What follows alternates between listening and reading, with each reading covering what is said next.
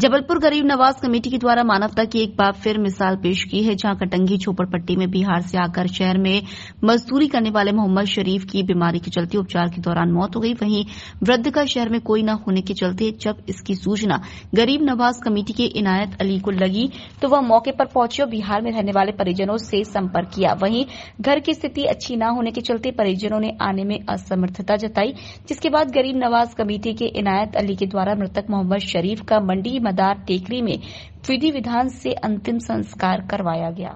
ये मोहम्मद शरीफ हैं, जो कि कटंगी बाईपास टाटा शोरूम के वहाँ झोपड़पट्टी बना के रहते हैं।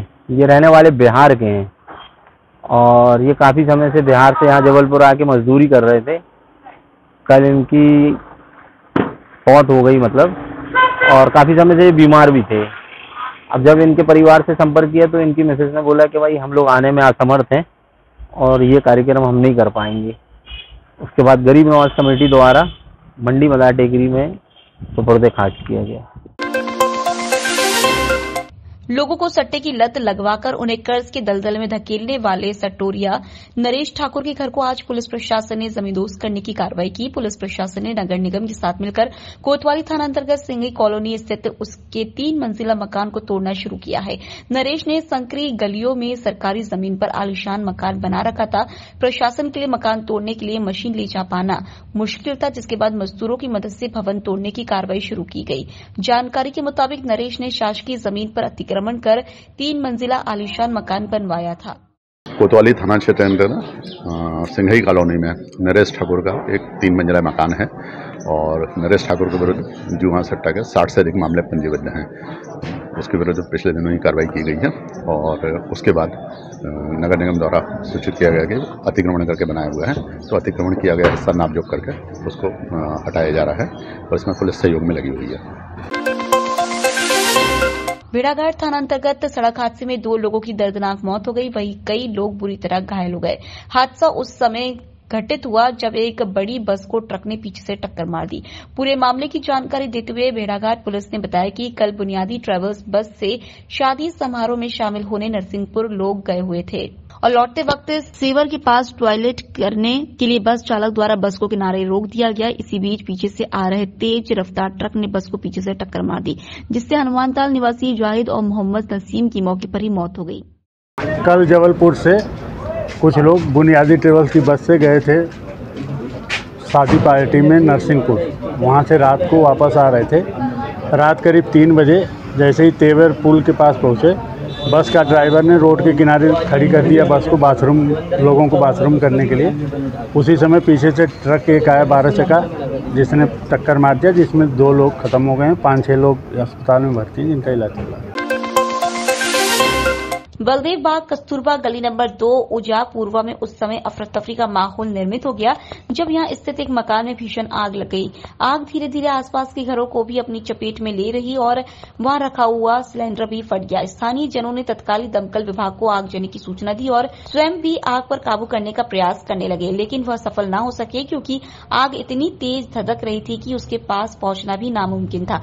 दमकल विभाग की टीम ने मौके पर पहुंचकर मोर्चा संभाला और पानी की बौछार मारकर कड़ी मशक्कत के बाद आग पर काबू पाया गया, लेकिन जब तक आग पर काबू पाया जाता तब तक लगभग 3 मकान पूरी तरह से जल चुके थे। यहां तक कि उनकी गृहस्थी का सारा सामान भी जलकर राख हो गया था।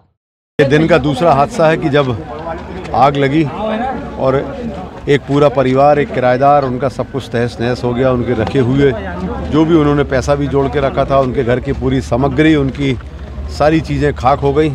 शायद या तो शॉर्ट सर्किट हुआ या सिलेंडर फटा। उसके बाद जो भी स्थितियां बनी हैं वो तो बात की बात है। आज अभी उनका सब कुछ पूरा नुकसान हो गया है। हम लोग प्रतिबद्ध है इस बात के लिए कि उनका जो व्यक्तिगत तौर पे और शासकीय तरीके पे उनकी मदद हो सकती है वो हम लोग करेंगे। अभी फ़िलहाल गाड़ियां तत्काल आने से आसपास के क्षेत्र में औजार परवा में दूसरे घरों में नहीं फैल पाई और उससे बचाव हुआ, लेकिन कुछ परिवारों को जो नुकसान हुआ है, 2-3 परिवारों को, वो अत्यधिक नुकसान है। उसको हम लोग शासन की तरफ से भी और हम लोग व्यक्तिगत रूप से भी निश्चित तौर पर उनको मदद करेंगे। जो औजार परवा में आगजनी की घटना हुई, 2-3 परिवार बुरी तरह तहस नहस हो गए।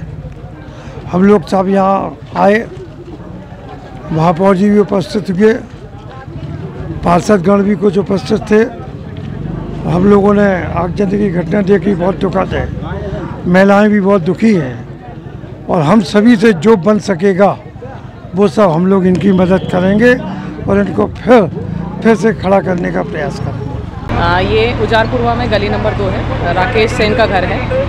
यहाँ अभी जानकारी ये प्राप्त हुई है कि शॉर्ट सर्किट के कारण उसके घर में आग लगी। बाकी जांच की जा रही है कैसे आग लगी है। बाकी कोई ऐसे कोई जला नहीं है, कुछ ज़्यादा वो नहीं है, खैरियत है, शांति है। जबलपुर में शारदा चौक गढ़ा क्षेत्र में आज उस वक्त सनसनी फैल गई जब एक महिला सरस्वती चौबे की उसके पूर्व के किराएदार रामकृष्ण लोधी ने गोली मारकर हत्या कर दी। गोली चलने की आवाज सुनकर आसपास के लोग एकत्रित हो गए, जिन्होंने घर के अंदर जाकर देखा तो महिला मृत हालत में पड़ी रही। घटना की खबर मिलते ही गोलपुर सीएसपी अखिलेश कौर मौके पर पहुंच गए और मामले की जांच कर आरोपी की तलाश शुरू कर। ये अभी थाना गढ़ा अंतर्गत पीली बिल्डिंग के पास में शारदा चौक में एक महिला है जिनकी उम्र लगभग 45 से 50 वर्ष के बीच में है, सरस्वती चौबे। उनको एक पूर्व किराएदार के द्वारा यहाँ पे ऐसा बताया गया कि गोली मार के वो चला गया है। किराएदार की जानकारी प्राप्त हो गई, जिसके पीछे हमारी टीम लगी, जिसको भी थोड़ी देर में हम लोग गिरफ्तार कर लेंगे हमारी टीम के द्वारा। मृतिका के गले में और छाती के बीच में गोली मारी गई है। इनके बीच में क्या वाद विवाद है ये भी पता लगाया जा रहा है।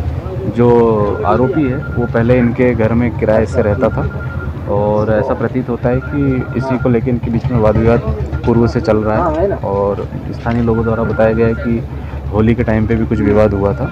संभवतः ये उसी के परिणाम स्वरूप होने वाली घटना प्रतीत हो रही है। इसमें और विस्तृत जांच की जा रही है। हमारी FSL की टीम यहाँ भी आ रही है और बॉडी को भी मेडिकल शिफ्ट कराया जा रहा है। जैसे भी आगे की मेडिकल रिपोर्ट आएगी उस आधार पर कार्रवाई की जाएगी।